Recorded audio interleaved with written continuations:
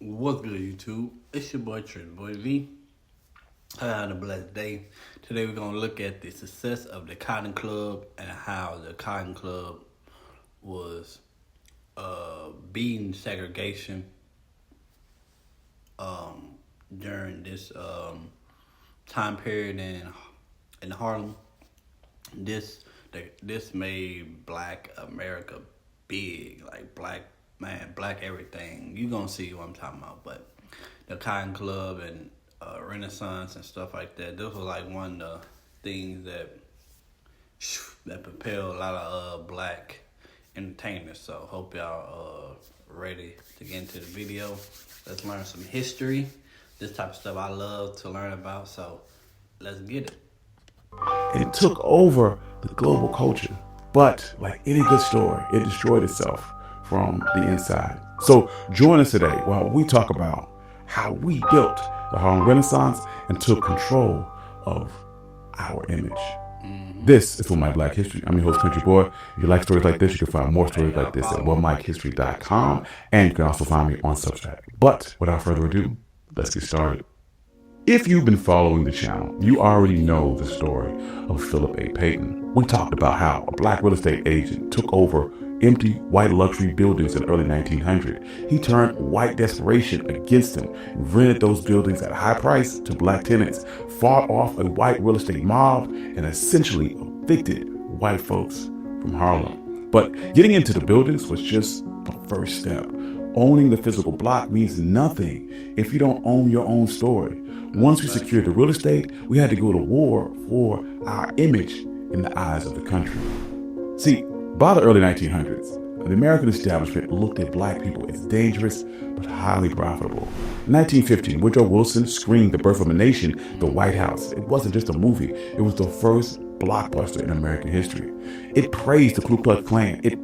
I think they remade that Birth of a Nation. If I ain't mistaken, I think they remade that not too long ago, like 2010s. But yeah.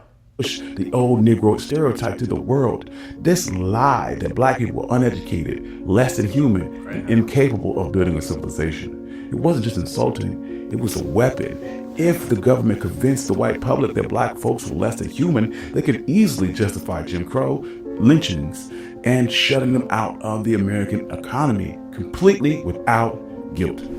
But things were starting to change during the Red Summer of 1919. Over 350,000 black soldiers returned from fighting in World War I. They had bled for democracy overseas, learned how to use weapons, and absolutely refused to accept white terrorism at home. When white mobs attacked black neighborhoods in over 36 cities, black veterans didn't turn the other cheek. They barricaded their street, they posted snipers on the roof, and they fired back.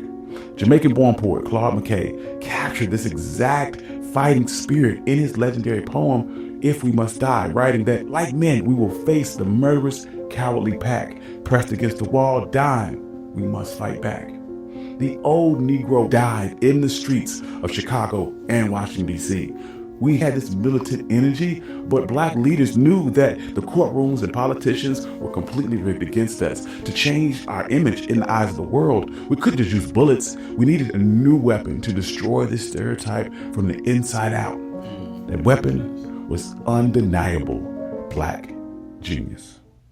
Enter Alan Locke and Charles S. Johnson. History would tell you that they're just scholars, but in reality, they were masterminds behind the Harlem Renaissance. Their strategy was very simple. They were going to use high culture, books, fine art, theater, to force the white establishment to recognize black genius. In 1920, high art was the ultimate test for human civilization. If we could prove that we were equals on the canvas, the excuses of Jim Crow would fall apart. They would execute this plan March 21st, 1924, at the Civic Club dinner in Manhattan. Johnson invited the most powerful white publishers to New York, the heads of Harper and Brothers, Macmillan, the editor of the Survey Graphic magazine, pretending to celebrate a new book release by Jesse Fawcett. But it was a trap. Once the doors closed, the white publishers sat down and eat. Johnson and Locke unleashed a carefully chosen lineup of black literary genius. They trapped the white gatekeepers in a room and bombarded them with black excellence. The publishers were shocked by the talent. Paul Kellogg, the editor of the Survey Graphic, was so overwhelmed that he dedicated an entire upcoming issue exclusively to the black writers of Harlem. That single issue broke all of the magazine's sales records. Locke quickly expanded into the battle plan for the entire movement, a massive book that he called The New Negro. Writers like Zora Neale Thurston, Connie Cullen, Janae Toon, they were the new writers of a generation. Toon's book Kane bent the rules of what black literature could be. They wrote masterpieces that forced. I know we had black writers like that back in the day. You don't hear that in schools. They talk about the same old people. So they had black writers back in the day. Okay, all right, learning something. White mainstream to swallow the unfiltered truth about black life. We put our absolute excellence on display and made the white literary world pay top dollar to read it. While writers were conquering the publishing house, musicians were quietly taking over the global economy. White city dwellers didn't just come to Harlem to read books. They flooded the district every single night to go slumming. Thousands of white tourists travel uptown to hear brand new electrifying sound called jazz. Mob run clubs like the Cotton Club, an establishment that tried its best to keep Jim Crow alive. They enforced a strict white-only policy, forcing black customers out while black performers entertained the white elite. White mob bosses even forced the musicians to play in front of fake jungle backgrounds. They called it jungle music. They thought that they were keeping black folks in our place. But band leaders like Duke Ellington orchestrated a bit of a trap. Duke Ellington knew that the mobsters had deep pockets, so he used their money to fund and train a massive orchestra. He took that insulted jungle music and arranged it with complex precision. More importantly, though, in 1927, Duke Ellington negotiated a live, nationwide radio broadcast, wire to wire, from the Cotton Club. He bypassed the racist bounces entirely. He beamed black brilliance straight out of the club into the living rooms of millions of white households across the country, using more than 50 local radio stations coast to coast. Jazz was the rhythm of black power. By dominating the music industry, black creators dictated the global definition of what was cool. The money wasn't just staying with the white club owners.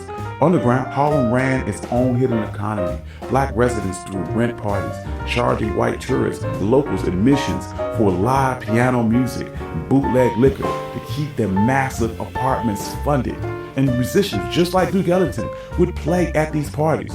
You couldn't convince the world that a group of people were inferior when the same people were actively writing the soundtrack of a global musical movement. Worried that a collection agency might take your tax refund? In this edition of Tax Tips by TurboTax, we'll explain who can and can't seize your refund. It's important to know that there are two types of debt: debt owed to private companies and debt owed to the government. Debt owed to private companies can be credit card debt, medical bills, personal loans, or debt where the creditor is not a government entity. And debt owed to the government includes federal taxes, state income taxes, child support payments, and federal student loans. The good news? Private creditors cannot claim your tax refund directly from the IRS. However, government creditors can. The federal government will withhold your tax refund or send it to creditors for government-related debts. While private creditors can't directly garnish your tax refund, state laws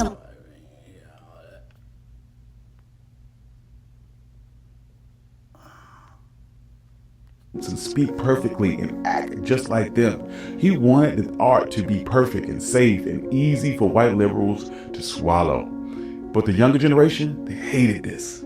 Langston Hughes and Wallace Thurman and Aaron Douglas refused to play this respectability politics game. In 1926, they pooled together their own money to establish a bold, radical magazine. They called it Fire. They refused to write for rich elites about polite tea parties. They weaponized the gritty, unfiltered truth of the Harlem streets. Fire featured stories about street hustlers and blues singers and sex workers. Wallace Thurman wrote a novel called The Black of the Berry and openly called out the hypocrisy of colorism within the black community itself.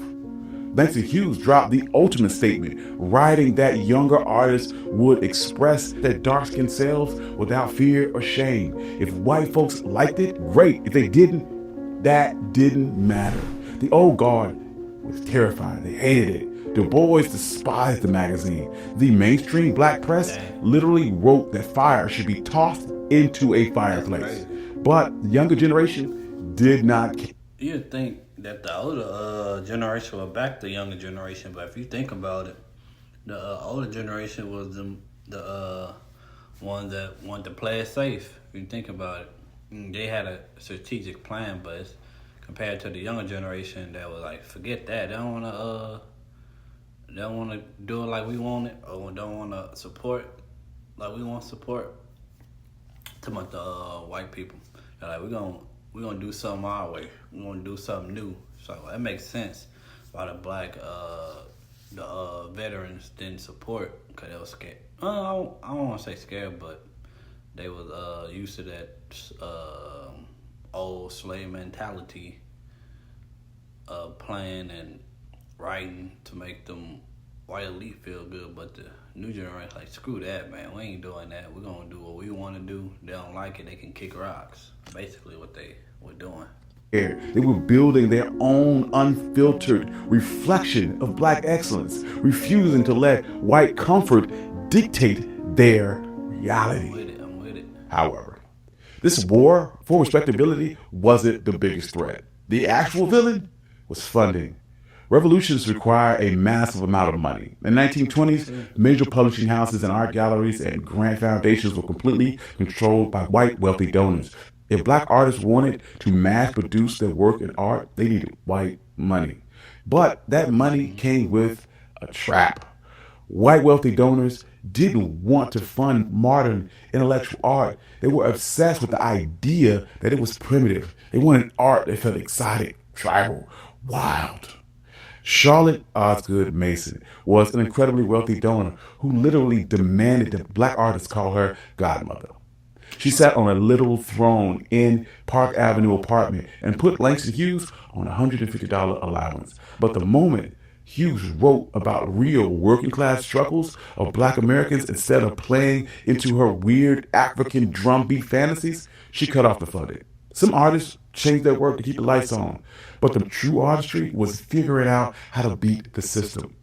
Zora Neale Thurston secured a massive $200 a month contract from Mason. It was a staggering sum in 1920.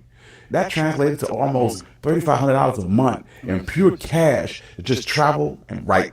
Mason demanded strict ownership over Thurston's work and wanted her to find primitive stories. Thurston played into this game flawlessly. She smiled, she cashed the massive checks, and used that donor's money to travel deep into the rural South and to the Caribbean. She used white folks' rules against them, documented authentic hoodoo and folklore before it could be erased. And later she wrote, "The eyes, they're watching God."